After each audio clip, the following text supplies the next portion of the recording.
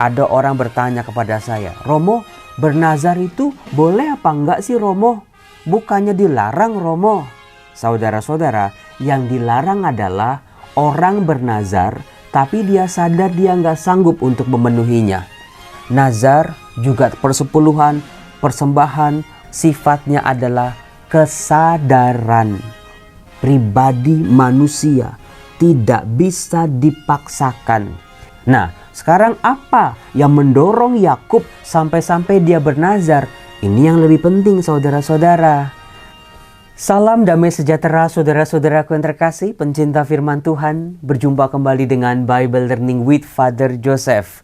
Saudara-saudaraku, bagaimana kabar Anda hari ini? Saya mau menyapa penonton-penonton dari negeri seberang, dari Malaysia. Coba Anda berasal dari kota mana?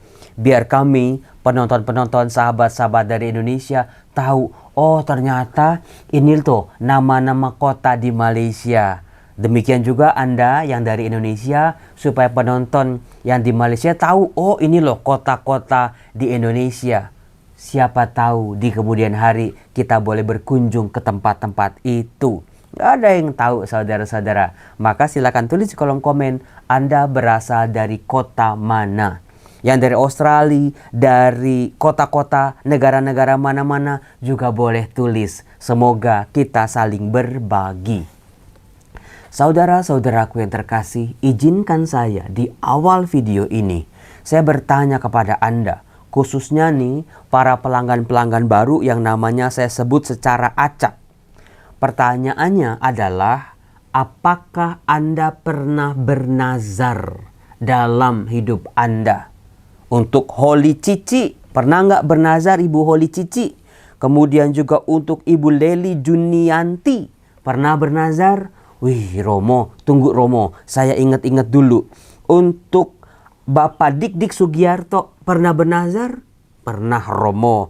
Untuk Ibu Yanti Komala, pernah bernazar? Untuk Anda, para pelanggan ataupun yang belum penonton video Bible Learning ini, saya tanya kepada Anda, apakah Anda pernah bernazar sebelumnya?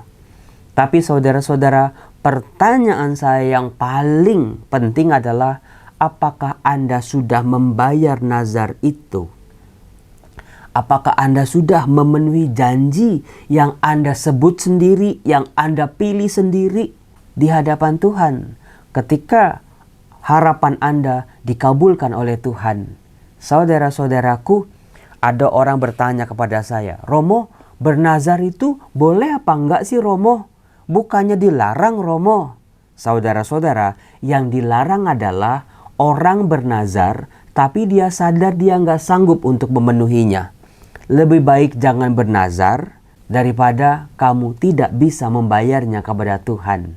Saudara-saudara, berbeda sekali iman kepada Allah dengan iman kepada dukun-dukun. Jangan disamakan dengan hal itu.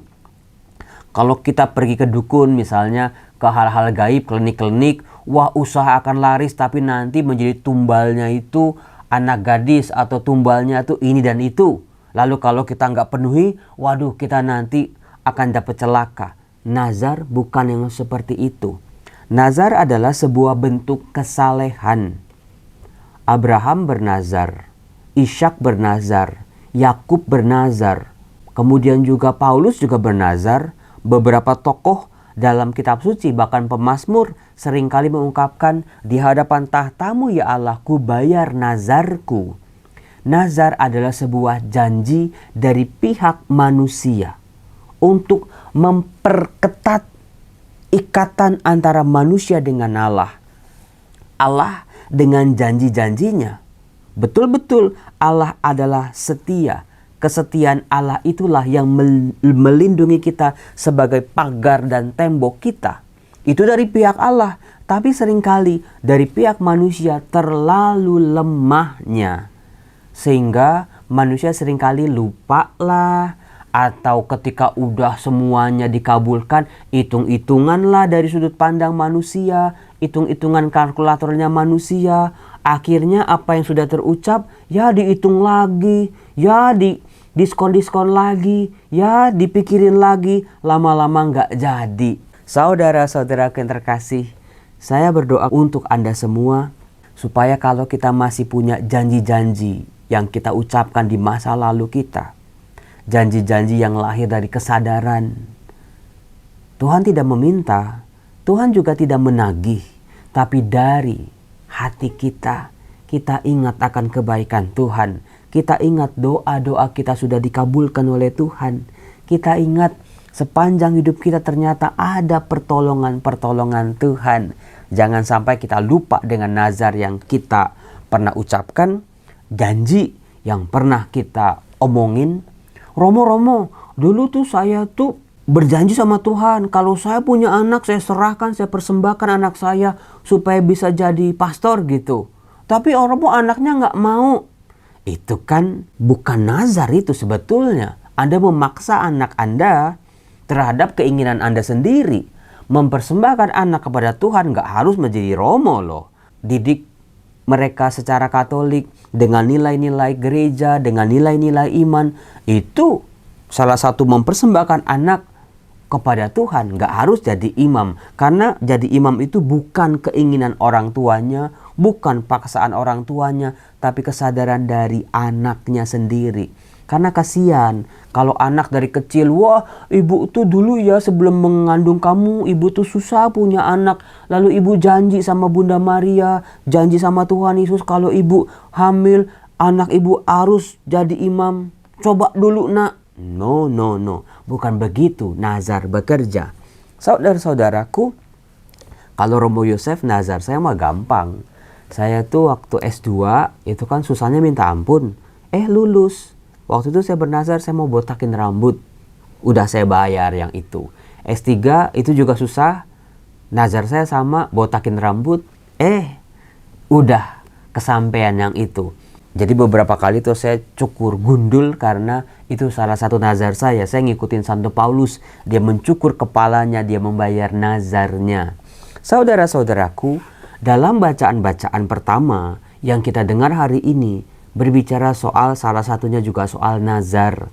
Abraham, ketika Abraham diberi janji oleh Allah, Abraham mengucapkan nazar, aku akan membangun rumah Allah kalau Tuhan betul-betul memenuhi janjinya untukku. Sudah dibayar oleh Abraham, lalu juga Ishak melakukan hal yang sama. Demikian juga dalam bacaan hari ini, Kejadian bab 28 ayat 10 sampai 22, giliran Yakub mengucapkan nazar. Di ayat 20 dikatakan, lalu bernazarlah Yakub, jika Allah menyertai dan melindungi aku di jalan yang kutempuh ini, dan jika Ia memberikan kepadaku roti untuk dimakan serta pakaian untuk dipakai, sehingga aku selamat kembali ke rumah ayahku, maka Tuhan akan menjadi Allahku, dan batu yang kudirikan sebagai tugu ini akan menjadi rumah Allah.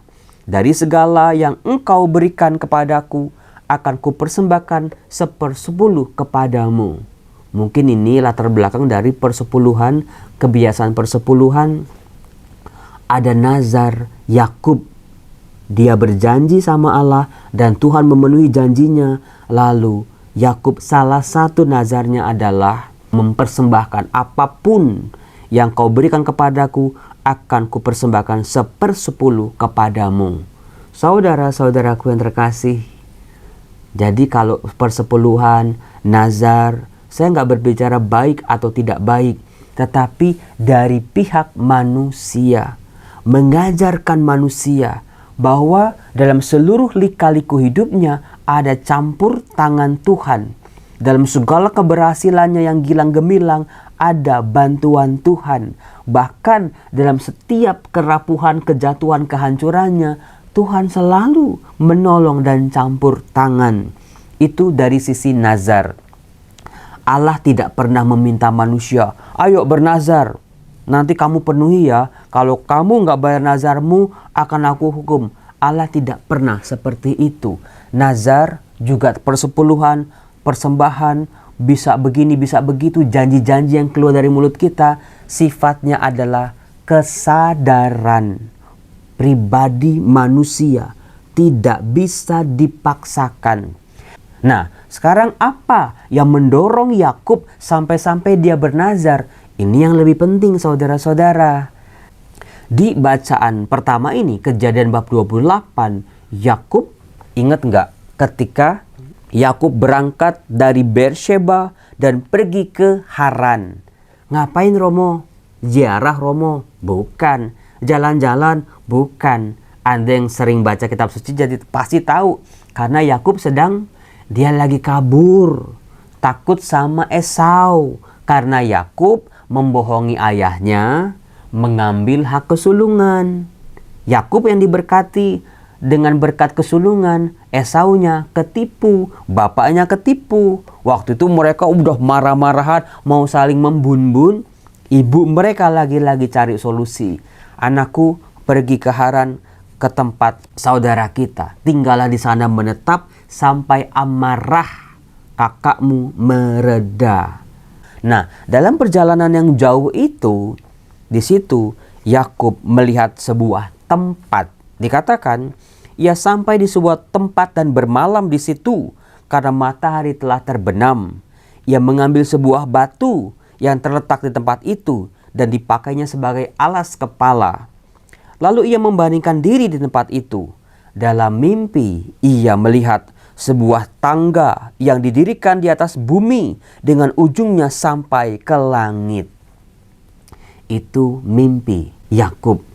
Mimpi yang membuat dia sendiri bingung.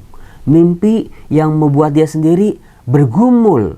Sampai-sampai di antifon pembuka, Yakub berkata, sesungguhnya Tuhan ada di tempat ini dan aku tidak tahu. Nah itu kan, perasaan bersalah, perasaan kagum. Alangkah dahsyatnya tempat ini. Ini tidak lain dari rumah Allah. Ini pintu gerbang surga. Jadi saudara-saudara, pengalaman rohani, pengalaman eksistensial, pengalaman antara ada dan tiada manusia, pengalaman yang bukan cuma pengalaman beli handphone 17, bukan itu, beli rumah, bukan itu, bukan cuma sekedar jalan-jalan ke Bali, terus bukan cuma sekedar pengalaman-pengalaman biasa, tapi pengalaman antara keberadaan kita bersentuhan dengan keberadaan Tuhan. Nah ini dia. Dari pengalaman Yakub dialaminya dalam mimpi. Dia melihat langit terbuka. Dia lihat pintu surga dari bumi sampai ke langit. Lalu tampaklah malaikat-malaikat Allah turun naik di tangga itu.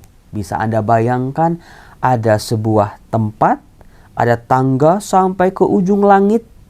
Ada malaikat turun naik di tangga itu. Lalu berdirilah Tuhan di samping Yakub dan bersabda, Akulah Tuhan Allah Abraham nenekmu dan Allah Ishak. Tanah tempat engkau berbaring ini akan kuberikan kepadamu dan kepada keturunanmu. Lalu terungkaplah janji Tuhan kepada Yakub. Seperti yang dikatakan Allah kepada Abraham, seperti yang dikatakan Allah kepada Ishak, aku akan membuat keturunanmu seperti bintang di langit dan pasir di laut. Aku akan melindungi engkau kemanapun engkau pergi. Aku akan membawa engkau kembali ke negeri ini. Aku tidak akan meninggalkan engkau. Aku akan melakukan apa yang kujanjikan kepadamu. Jadi janji Allah itulah dorongan manusia untuk bernazar. Reaksi alamiah manusia. Allah yang berjanji disambut dengan manusia bukan cuma sekedar menerima janji itu, tapi nazar membantu manusia untuk setia pada janji. Ingat terus janji Allah, kalau sudah terpenuhi, kalau sudah tergenapi, bagaimana dari sisi manusia ini? Entah berterima kasih, entah bersyukur, entah mengakui. Saudara-saudara, ada hal yang aneh bin ajaib kemarin ketika saya berdoa. Tiba-tiba saya kok berdoanya aneh. Yaitu Tuhan, saya mau masuk surga. Kapan terakhir Anda pernah doa mau masuk surga? Enggak sih Romo, enggak sih. Romo, kalau pengen masuk surga ya pengen. Semua orang juga pengen masuk surga, menghindari neraka. Tapi kalau berdoa Tuhan aku mau masuk surga, kata-kata itu terungkap secara begitu aja dari doa, dalam doa-doa saya, membuat setelah doa saya kaget. Kok saya minta doa masuk surga ya? Kok tumben-tumbenan? Kayaknya belum pernah secara eksplisit. 19 tahun saya jadi imam, 48 tahun saya jadi manusia. Kayaknya baru kali ini. Kok aneh-aneh ya? Karena apa? Bisa jadi kita merasa nggak layak untuk berada di surga. Untuk masuk surga kita juga nggak yakin.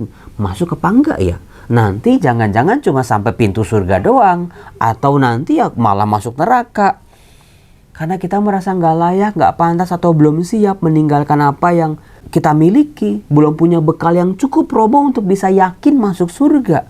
Nah, saudara-saudaraku, apakah Anda dalam hidup Anda pernah mengalami pengalaman eksistensial?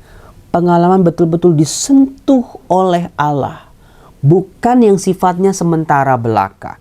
Karena banyak orang, wah Romo waktu saya puji-pujian Romo, hati saya berdesir-desir Romo, semuanya Romo, begebu-gebu, meledak-ledak, berkobar-kobar Romo. Tapi setelah itu gak ada bedanya sama sebelum puji-pujian.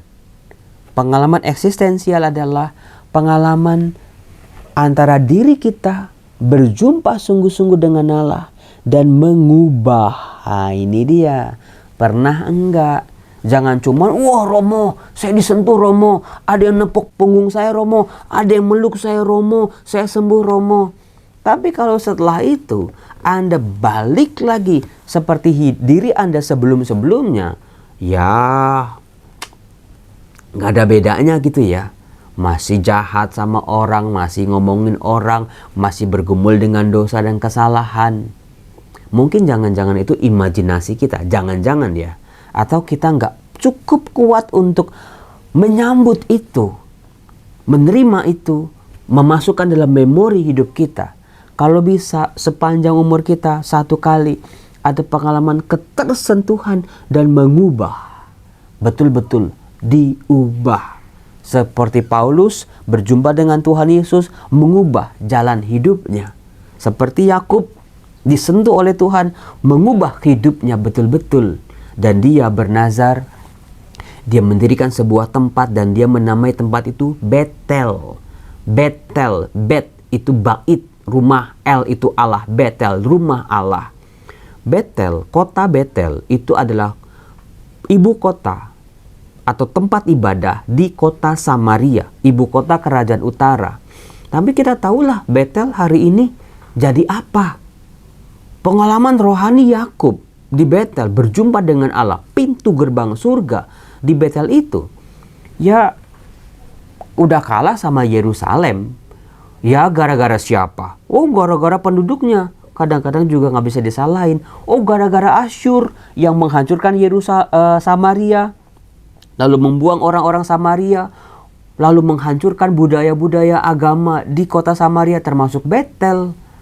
Kadang-kadang pengalaman rohani sehebat pengalaman rohaninya Yakub pun termakan waktu, kikis, dilupakan, tertutup oleh pengalaman-pengalaman yang lain. Saudara-saudaraku yang terkasih, belajarlah bernazar.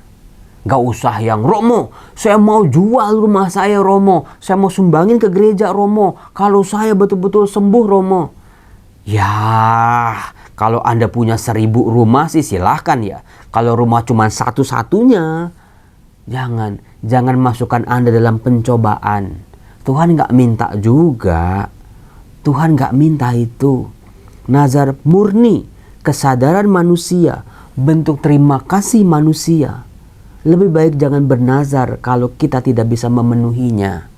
Bernazarlah yang membuat kita sadar, oh ya aku harus hidup baru mulai hari ini. Karena aku sudah bersentuhan dengan kehadiran Allah dalam kehidupanku. Saudara-saudaraku yang terkasih, saya berdoa pada Allah untuk Anda semua. Mau persepuluhan, mau kolekte Anda, mau bentuk pelayanan Anda, mau bentuk pertobatan Anda, apapun itu. Dasari dengan pengalaman dikasihi oleh Allah yang murni, yang jujur, yang kuat, yang luar biasa. Lalu juga dengan tanggapan manusia secara bebas, bentuk cinta manusia kepada Allah. Tidak ada yang memaksa, tidak ada yang mewajibkan. Tapi nazarku ini adalah bentuk kesadaran diriku. Latih, perlu dilatih karena manusia seringkali lupa sama janjinya. Kalau punya utang aja ditagih, malah galakan dia. Apalagi Tuhan yang tidak pernah menagih hutangnya pada kita. Ya dengan mudah kita lupakan saudara-saudara. Ini aja belum bayar udah utang lagi, udah utang lagi. Saudara-saudaraku terkasih, pahami soal nazar.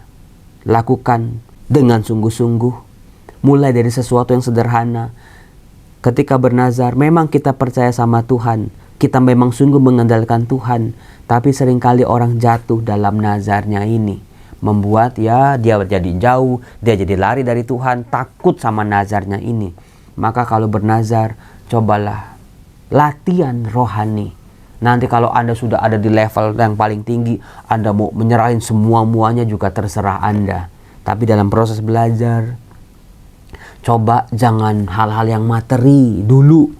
Itu penting ya. Kalau bernazar jangan hal-hal materi dulu. Karena materi seringkali begitu menggodanya kita. Romo, seluruh gaji saya Romo, saya persembahkan Romo. Tiba-tiba anak sakit, tiba-tiba anak butuh biaya. Wah, di situ manusia hancurnya di situ. Itu tidak dikehendaki oleh Allah. Allah tidak pernah menagih, meminta nazarnya pada manusia. Kembali kepada diri manusia masing-masing. Dalam nama Bapa dan Putra dan Roh Kudus. Amin. Bye-bye. Tuhan berkati.